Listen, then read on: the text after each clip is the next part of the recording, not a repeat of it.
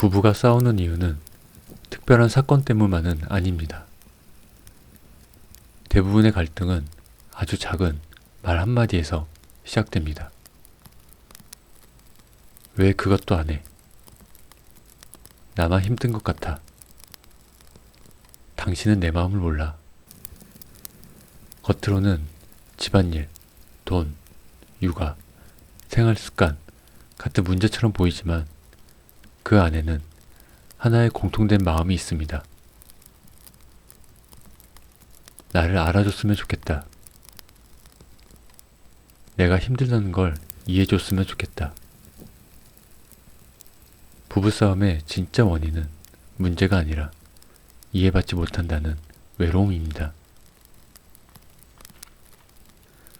또 하나의 이유는 기대입니다. 가장 가까운 사람이기에 가장 많이 이해해 줄 것이라고 믿고 가장 내 편이 되어 줄 것이라 기대합니다. 하지만 현실은 다릅니다. 부부는 같은 사람이 아니라 다른 환경에서 자라고 다른 방식으로 생각하며 살아온 두 사람입니다. 말하는 방식도 다르고 사랑을 표현하는 방법도 다르고 스트레스를 푸는 방법도 다릅니다.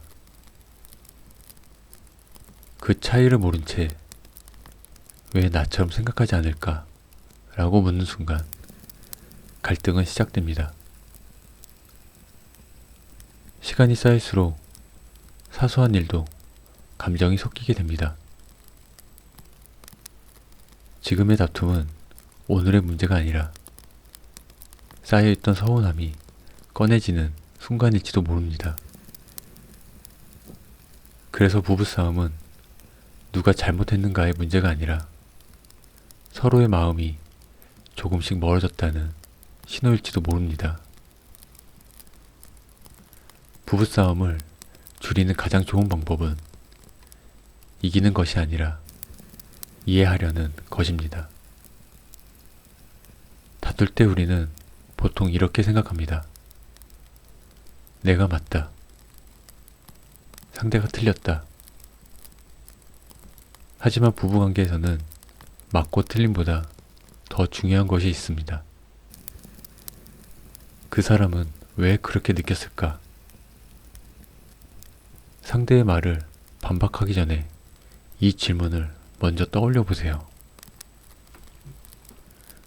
또 하나 중요한 것은 말의 방식입니다. 같은 말이라도 이렇게 바꿔보세요. 왜 이것도 안 했어 대신 이 부분이 조금 힘들었어. 당신은 항상 그래. 라고 보다는 나는 이럴 때 서운해.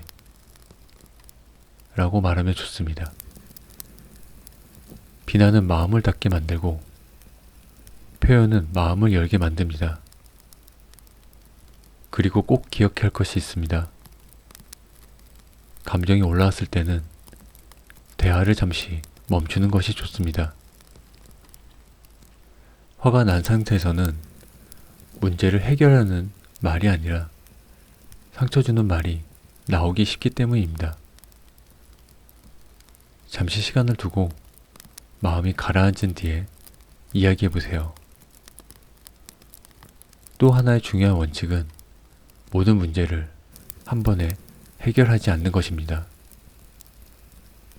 부부관계는 대화를 통해 조금씩 좋아지는 관계입니다. 하루에 한 번 짧은 대화라도 괜찮습니다. 오늘 힘들었지? 고생했어. 이 짧은 말이 관계를 지켜주는 가장 큰 힘이 됩니다. 부부가 싸운다는 것은 관계가 끝났다는 뜻이 아닙니다. 오히려 아직 서로에게 기대하고 있다는 의미입니다. 정말 마음이 떠난 관계는 싸우지도 않습니다. 말을 아끼게 되고 감정을 표현하지 않게 되고 서로에게 무관심해집니다. 그래서 다툼이 있다는 것은 아직 서로에게 마음이 남아있다는 신호입니다. 다툰 날에는 누가 먼저 사과할지 고민하기보다 이렇게 생각해 보세요. 우리는 같은 편이다. 부부는 서로를 이겨야 하는 관계가 아니라 함께 살아가는 동료입니다.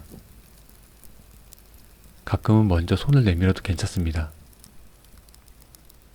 아까는 내가 조금 예민했어.